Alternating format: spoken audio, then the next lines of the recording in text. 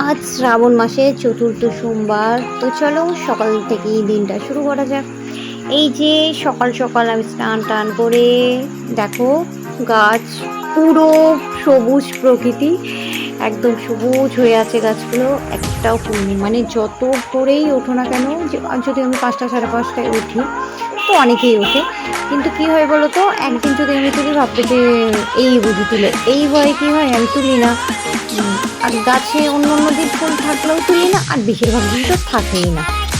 এইভাবে ফুল পেলাম না, কিন্তু মহাদেবের নাম করে বাড়ি থেকে অনেকটাই দূর দিয়ে মনে মনে ভাবছি রাস্তায় যেতে যেতে যে এরকম যেন একটা দুটো ফুল পাই, বেশি না হলে হবে দু একটা। তো এই যে দেখো এরকম আকন্দ ফুল আর দুটো অপরাজিতা ফুল পেয়েছি।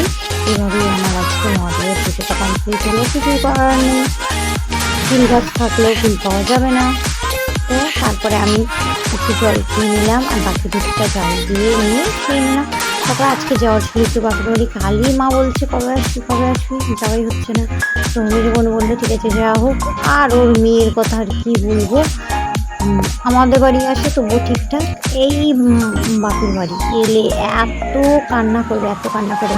এখন আমি যখন ভয়েস দিচ্ছি, এখন 9টার সময় করে আমি এই ভিডিওটায় ভয়েস দিচ্ছি। তো এখন তো প্রচুর আকাশ ডাকছে, প্রচণ্ড বৃষ্টি হচ্ছে। ওরা কিন্তু সন্ধ্যার সময় চলে গেছে, মেয়ে এত অন্যায় করছিল। তো আজকে মাদের এরকম শুকনো খাওয়া দাওয়ার কথা ছিল। এই যে সেই মহারানী আশা থেকেই কান্না শুরু শুরু, প্রচুর কান্না। তো মা বানাচ্ছে এদিকে লুচি, আজকে হচ্ছে লুচি, কাঁঠালের তরকারি, একদম আর শিম। তো আজকে শুকনো খাওয়া ছিল, এই খাওয়া দাওয়া হলো। আর রাত্রে নিয়ে আসবে খাওয়া দাওয়া হবে, কিন্তু এবারে খাওয়া দাওয়া হবে এরকম শুকনো দিয়ে, যেহেতু সোমবার ছিল ওই জন্য ওই যে রান্না হচ্ছে। আমার ব্লগটা আজকে কেমন লাগছে তোমরা অবশ্যই কমেন্ট করে জানিও।